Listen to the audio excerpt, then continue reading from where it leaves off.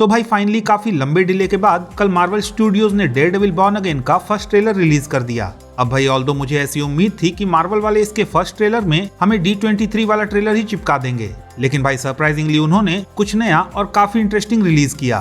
सो आइए आज की इस वीडियो में इसी ट्रेलर के बारे में थोड़ा और डिटेल में बात करते हैं। हेलो गाइज, मेरा नाम है अभिषेक और आप देख रहे हैं nerdy inside and this is the trailer breakdown of Daredevil born again. So let's begin the show.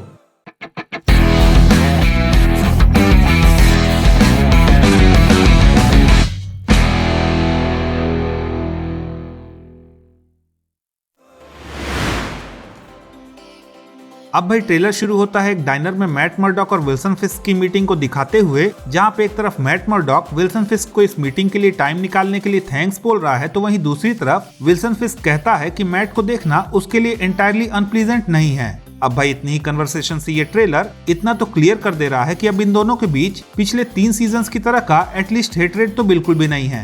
In fact आगे की कन्वर्सेशन से ऐसा भी लग रहा है कि सीरीज में हमें इन दोनों का एक बिजनेस टाइप अलायंस होता हुआ देखने को मिल सकता है, जहां ये दोनों किसी ऐसे कॉमन एनिमी को टेक डाउन करने के लिए साथ में आ सकते हैं जिसने न्यूयॉर्क में एक अलग ही लेवल का आतंक क्रिएट किया हो।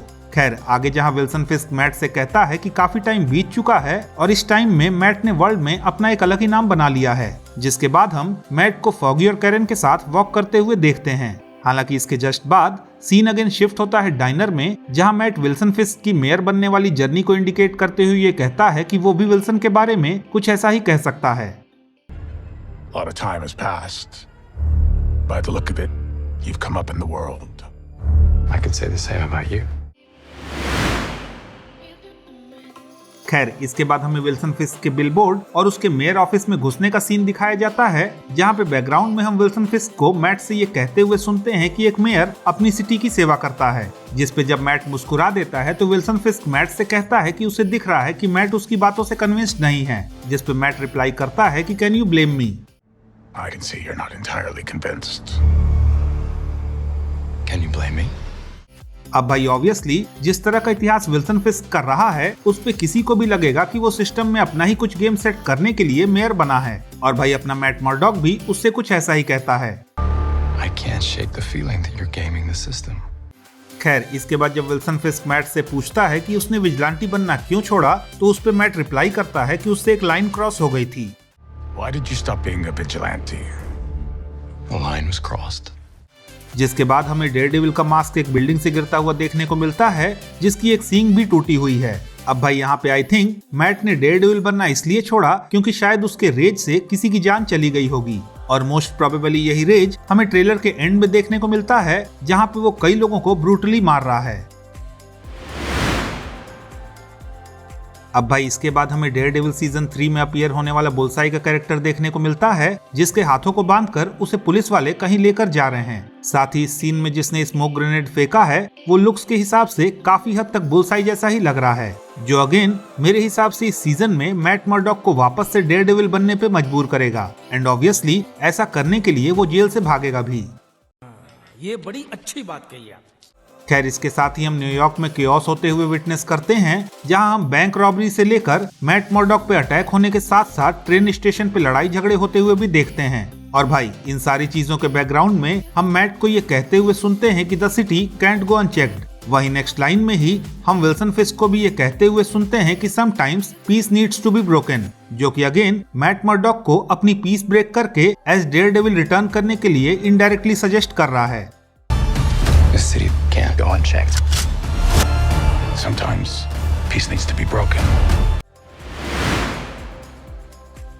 खैर इसके बाद हमें दर्शन होते हैं इस सीरीज के मेन विलन म्यूस के, जो कि मार्वल कॉमिक्स में डेयरडेविल का एक ऐसा सनकी विलन है जो लोगों के खून से पेंटिंग्स बनाने के साथ साथ उन डेड लोगों के बॉडी पार्ट से म्यूरल्स भी बनाता है। इनफैक्ट मार्वल कॉमिक्स में अपने पहले ही अपीयरेंस में ये बंदा एक जज को भी किडनैप कर लेता है, और शायद ऐसा ही कुछ हम उसे इस सीन में करते हुए भी देख रहे हैं, जहाँ पे वो किसी को उठाकर ले जा रहा है। इनफैक्ट यहाँ पे जो 2 बंदे लटके हुए हैं वो भी मोस्ट प्रोबेबली या तो म्यूस के द्वारा मारकर लटकाए गए हैं, या फिर म्यूस ने उन्हें बेहोश करके अपने पास बंदी बनाया है। साथ ही भाई ट्रेलर में हम डेयरडेविल को म्यूस को बुरी तरह से पीटते हुए भी देखते हैं, जहां उसके अंदर एक अलग ही लेवल की फ्रस्ट्रेशन दिख रही है, एंड आई थिंक यहाँ पे म्यूस ने कैरन या फिर फॉगी के साथ कुछ ऐसा किया है जिसकी वजह से मैट मर्डॉक को वापस से डेयरडेविल बनना पड़ेगा, जिसके अंदर एक अलग ही लेवल का रेज हमें देखने को मिलेगा।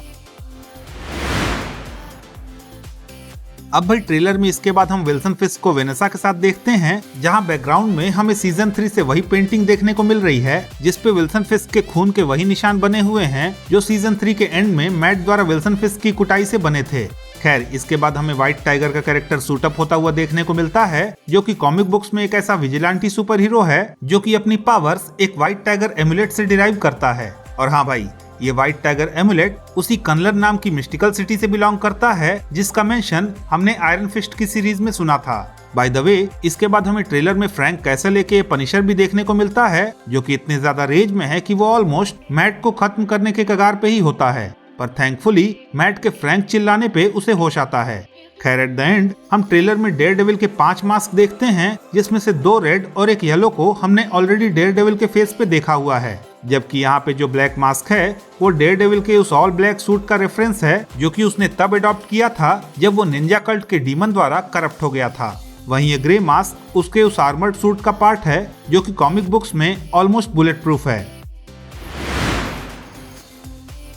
अब भाई ओवरऑल इस ट्रेलर को देख के लग ही नहीं रहा कि डेयरडेविल के इस शो ने एक स्टूडियो स्विच कर लिया है, क्योंकि थीम से लेकर कंटिन्यूटी एंड वायलेंस तक सब कुछ हमें नेटफ्लिक्स वाले डेयरडेविल के सीजन 4 की तरह फील हो रहा है। सो ऑब्वियसली एट प्रेजेंट इस शो के रिगार्डिंग मेरी एक्सपेक्टेशंस काफी हाई हैं। So let's wait for Captain America Brave New World, जिसके बाद हमें होपफुली इस शो का दूसरा और डिटेल ट्रेलर देखने को मिलेगा।